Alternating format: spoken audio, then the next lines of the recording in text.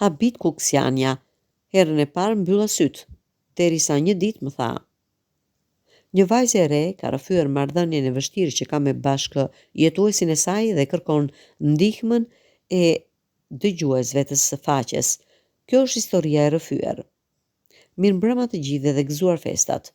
Jam një 23 vjeçare nga Kuksi dhe po përjetoj një situatë absurde. Studioj në Tiranë dhe kam 3 vite e lidhur me një djalë. E pas këtyre viteve të bukura që kaluam së bashku, ishim shumë të dashuruar, derisa ai krejt papritur një mbrëmje më thotë: "Nuk ndjej më asgjë brenda vetes."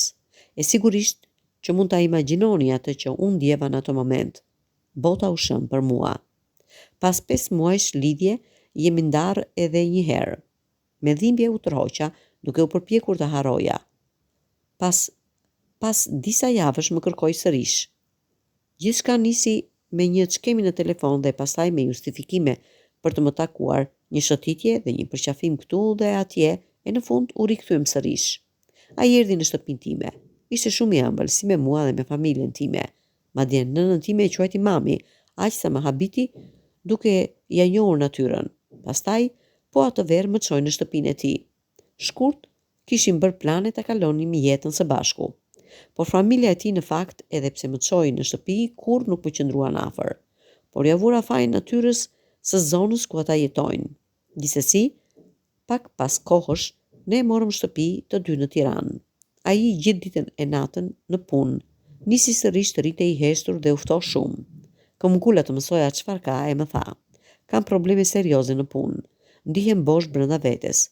Madje më tha që i mungonte familja e tij kur ai nga shtëpia është ndarë që kur nisi shkollën në Tiranë.